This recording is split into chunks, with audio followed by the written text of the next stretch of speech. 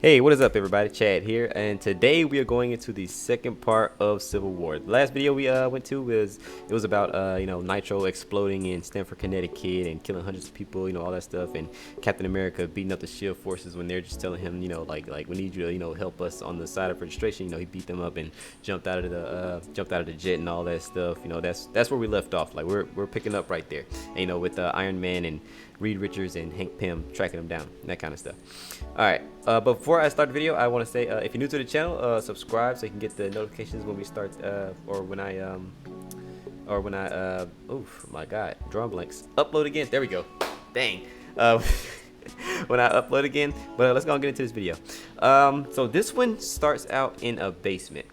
The Shield forces, they're in a basement. They're looking around. They see the Vulture and this guy, the Grim Reaper. The Grim Reaper, I have never heard of him before. I had to look him up when I actually first saw this, because the dude was like, oh, the Vulture and Grim Reaper hero. I had to look him up. I was like, what? I've never heard of this guy before. But yeah, they're like chained up, and they start making remarks saying like, oh, Captain America couldn't have been this fast. Like, he's captured like this many people in the past 72 hours. Like, he has to have people helping him, that kind of stuff. Like, saying that he's basically being extra productive. Like, he's catching a lot of people in like a short amount of time, saying that he couldn't have done it by himself. Like, stuff like that.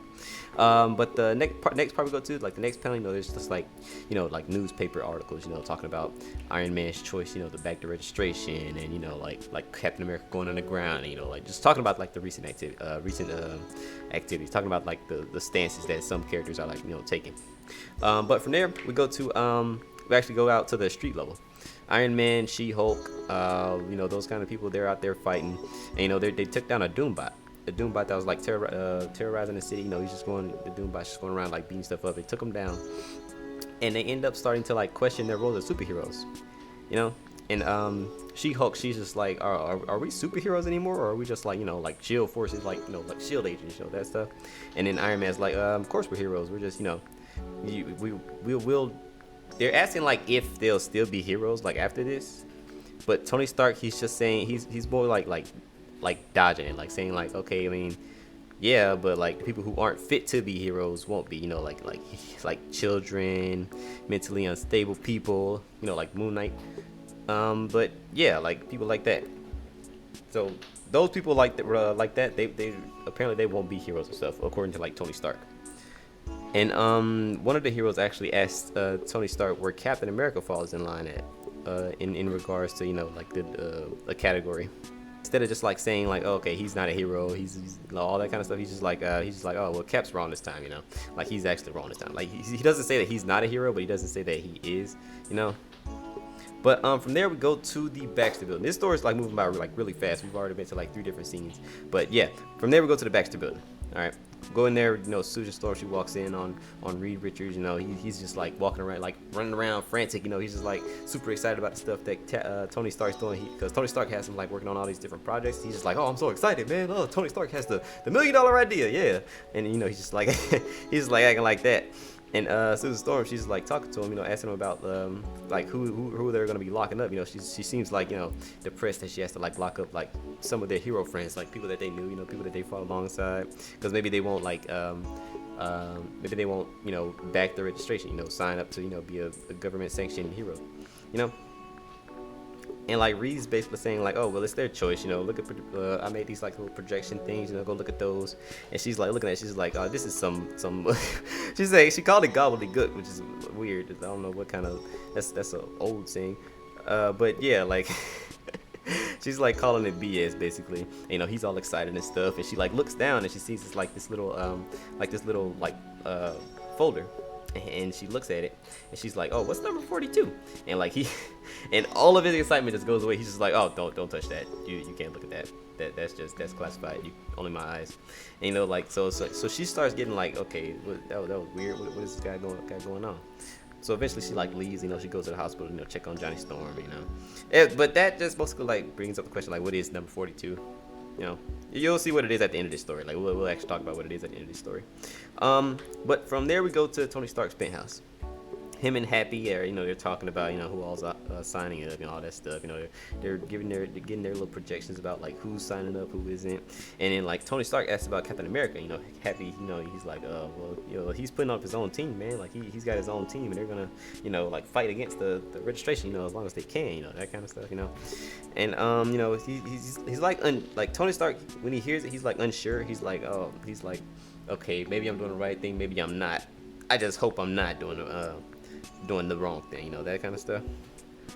But then when midnight comes, we see that the registration law has been passed. So 24 hours after that, we actually see our first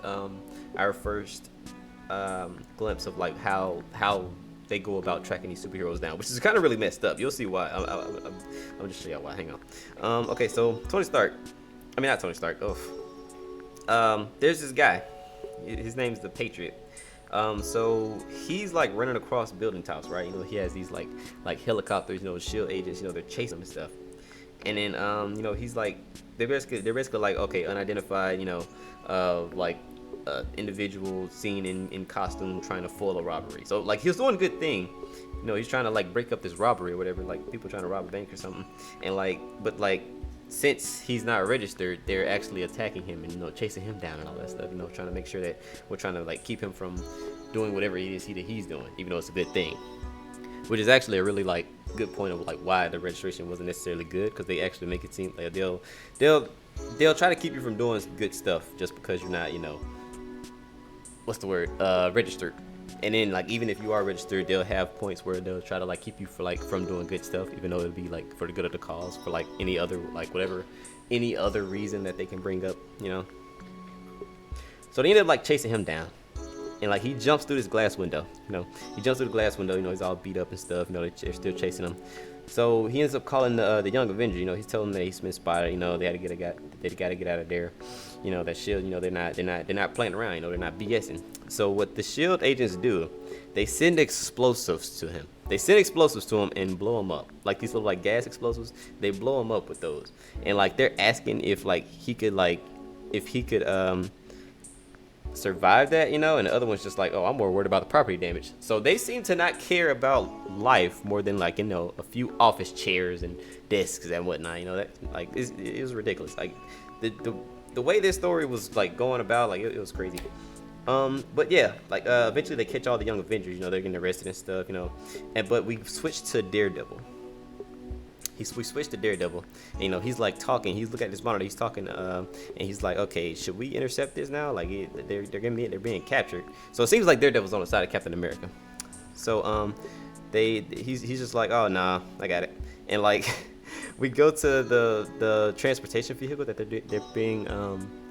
they're being transported from, and they're all loaded up, and the two drivers in there, right? He's just talking about, like the number 42, like they're gonna hate when they go there, like that. Like it's basically like saying that like number 42 is like a prison, basically saying like that's where they're gonna be transported to. And like the driver of the he like kicks out the passenger, like kicks him out, and like all of the cars that are around them, like they just start chasing this like the hijacked the transportation vehicle. Like they're chasing it down. They got helicopters, cars, all of them, they're chasing him down. And one of these young heroes, he has the ability to teleport. And, Falcon, he's in the back of the the